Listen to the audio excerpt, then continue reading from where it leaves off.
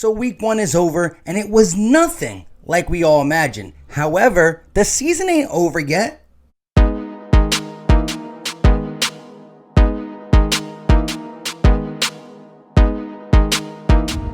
What is going on, everybody? I go by Philly Mike and this is the Philly Talk Podcast.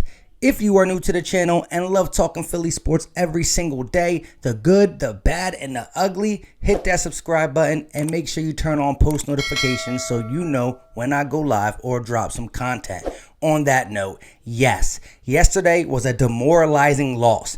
Up here, then finish down here, and there's multiple reasons why we lost. But as Eagle fans, we can't give up week 1. So if you believe the Eagles are going to turn it around, smash that like button. With all that being said, let's jump into the Monday reaction. So today is Reaction Monday, and by Wednesday, I should have out my all 22 breakdown on the good and the bad, but mainly the bad. We're talking about the offensive line, Carson Wentz's play, and Doug Pederson's play calling, and then by Thursday, we'll move on with the preview for the LA Rams, who did beat the Dallas Cowboys for us, keeping them at 0-1 as well. So the Washington football team is in sole first place unless the Giants beat the Steelers, which I doubt that will happen. But we got to start worrying about the Philadelphia Eagles and not having people help us. We need to take care of our own business. But let's get into some of this Monday reaction. And yes, it was horrible, disturbing, demoralizing. All these words describe the L we took on Sunday. It was a long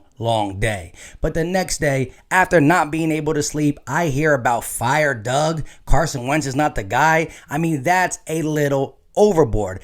I want to be the first to say that Doug Pederson called a horrible second half game, and even some of his plays in the beginning were not good because he was just too aggressive. I felt both Carson Wentz and Doug Pederson were too aggressive. The lack of speed they had last year to now the speed they have, they felt like they had to come out and hit a home run every single play. No slants, no checkdowns, nothing really. The only time we utilize the middle of the field is when we threw it to Dallas Goedert and once in a while Zach Ertz. That was the only time we used the middle of the field. I mean, where's Jalen Reagor on a slant? Where was Greg Ward? He caught a couple, I ain't gonna lie. However, the home run was trying to get hit every time, and Carson Wentz was straight out bad. Like, look, for those who've been watching me for a while or a little, you guys gotta know that I am a big Carson Wentz supporter. And yes, he was horrible. Was he the only reason we lost? No.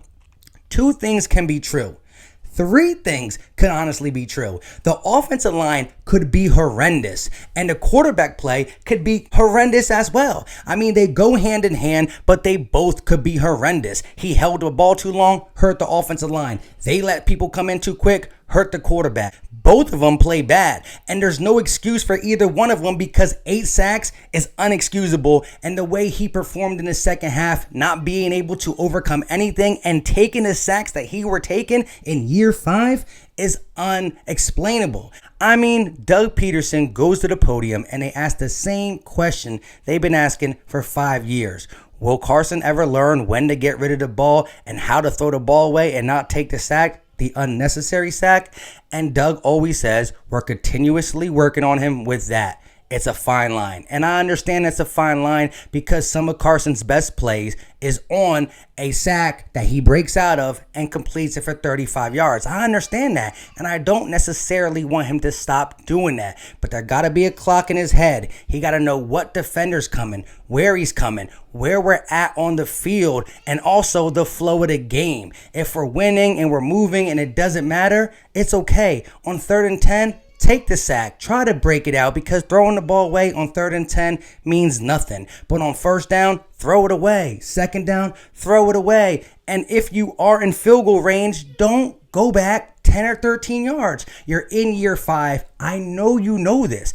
Listen, Carson Wentz is a good quarterback. Did he play good quarterback yesterday? No. Was he a big part of why we lost? Yes, because even if we want to talk about the bad offensive line play, the 2 interceptions, give them 2 more sacks. Instead of 2 interceptions, it could be 10 sacks, and that's what gave Washington life. Let's be honest. Both interceptions were on our side of the field and gave these guys life. For the life of Washington football team, they could not drive the ball on this defense.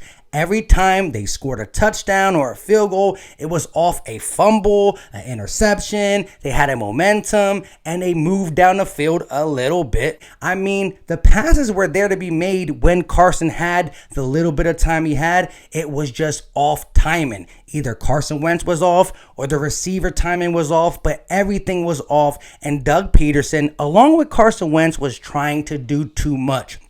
I really believe they were like, wow, we ain't had speed all 2019. So now that we got it, let's just abuse it. No, but Doug Pederson went into this game knowing the offensive line was suspect. We also had to have scouted the Washington football team and know that the strength of their team is their D-line. So your game plan should include some chipping with the tight ends, leaving running backs in, and stuff of that sort. And you ran the ball 16 times.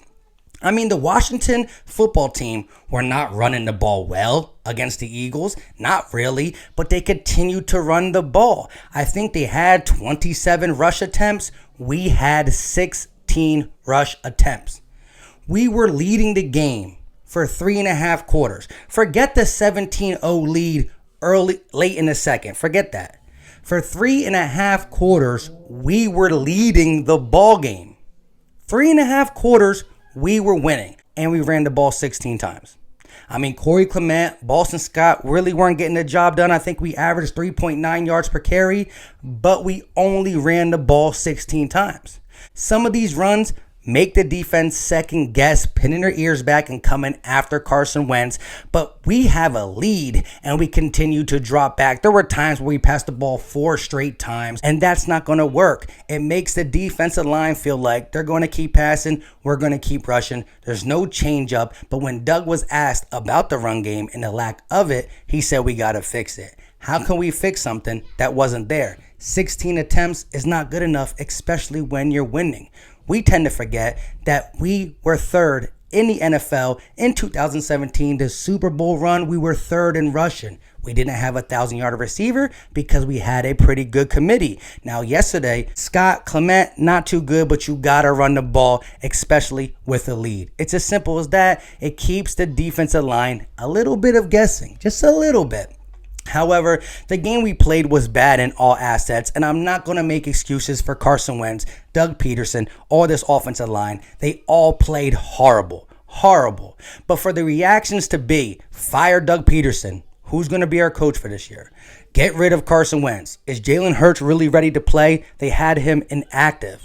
Like, we can't go that overboard to say fire Doug Pederson and get rid of Carson Wentz. He's our quarterback. Doug Pederson is our coach, but they both got to be better. Now, if we see this continuously, and this is who they really are, well, then we talk. But we can't be talking like this. Fire him, get rid of him, week 1?